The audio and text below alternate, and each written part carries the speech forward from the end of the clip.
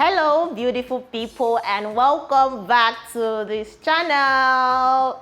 I'm excited today because this is one of the things I actually like to do the most, to talk and engage you. Please engage me in the comment sections. I really need to know what you guys think about what I'm going to share today. So today there is this story that I saw. I do not know the person. I think it's fiction. But then it was so touching that myself and my friend group actually had a conversation over WhatsApp on it for almost 30 minutes, and yet we could not come to any conclusion. So then I thought about it. Who else to ask these things to if not you guys? So please engage me in the comment section.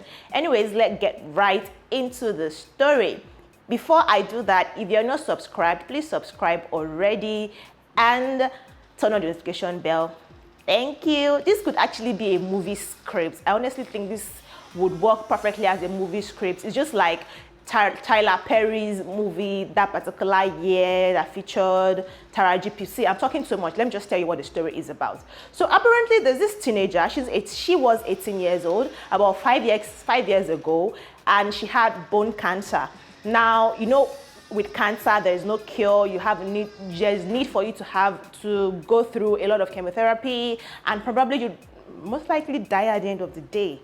So she had bone cancer, and then she was trying to just live life one day at a time. She went for an audition for an ushering gig because she just didn't want to sit and watch life pass by. And there was when she met a certain elderly man. He was 27 at that time.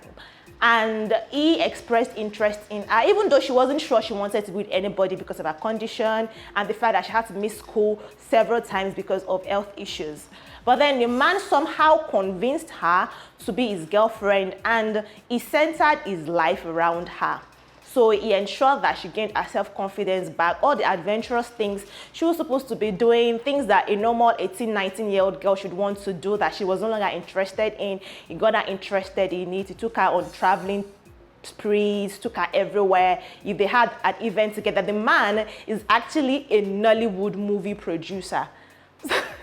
Yes, that is that man, because she was, or she know now, the man is a Nollywood movie producer, so he had access to all of these exclusive events and parties. So whenever any of it happened, they would invite the man and her. They became a pair, literally. Everybody knew them together. He helped her gain her self-confidence, took her on appointments, introduced her, took her to the best doctors we have in Nigeria because he had access to people like that. He basically just introduced her to another level of life that she did not know she was going to get to live. Even though she had very few years to live, he wanted her to live it to the fullest, and she was enjoying it.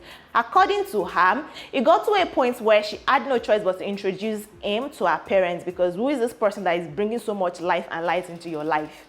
Because they were used to her being very morose around and whining because she was dying soon.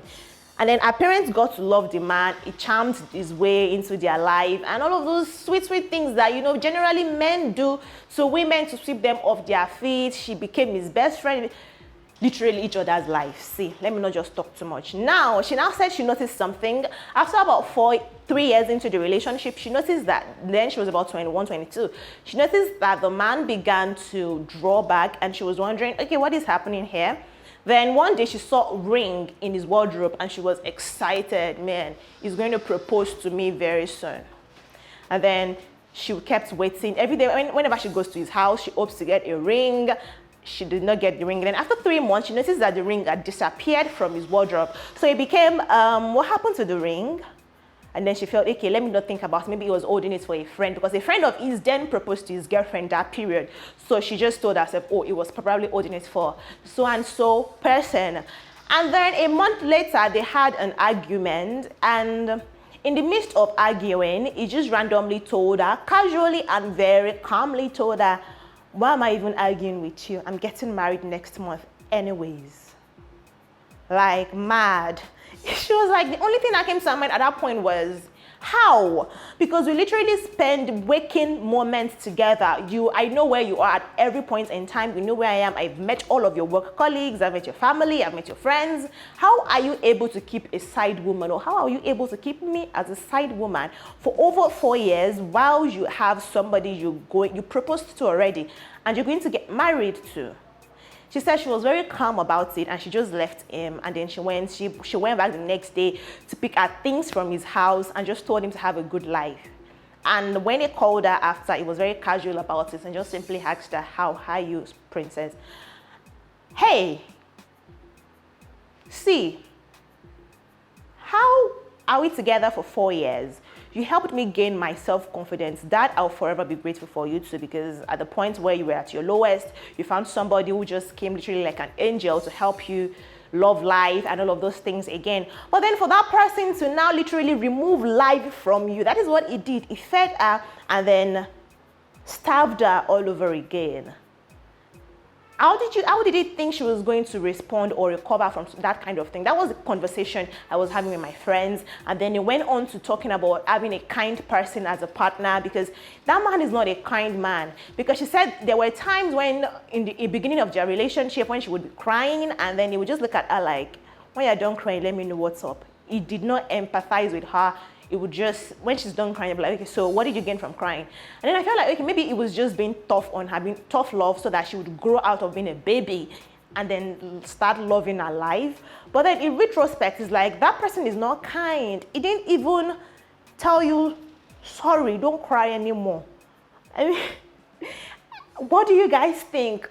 Do you think that is something that should have been a red flag? The fact that he was not an empath when they started the relationship, but then he did so many other things. He was really cool with her. He was nice to her. He took her out. He spoiled her. He took her pain according to her. He took her pain as his own by checking up on her constantly, changing her medications. If she should react negatively to any medication, he changed it, threw it away immediately, and then contacted another doctor for help until he got one that was stable enough and had kept her alive for that long. And then he just suddenly came and removed the shock absorber. To make matters worse, this girl now said she's still cordial with him and that his wife is almost like the opposite of what she is. Like she is dark-skinned, the wife is light-skinned, she is of average height, the woman is very tall, and all of those things that probably would have you not like your body. And yet she's still very casual and cordial with him. Like, how are you cordial with somebody like that? I don't see myself being cordial with somebody like that. You're not going to call my phone ever again and expect me to pick your call. Are you normal? I mean, I think it's even good that I told her, and it's not like she just saw pictures on social media, because everybody knows them. You know, everybody knew them together. Then a friend will now send her a picture to say, oh, look at your boyfriend marrying another woman. That would have been the most awful part. But what do you guys think? Is this something, or am I the one thinking too much about it? It does not owe her that. Let me know in the comment section what you think. If you enjoyed this video, give it a thumbs up, like it, share with your family and friends. If you're not subscribed, please already subscribe, and I'll see you in the next one.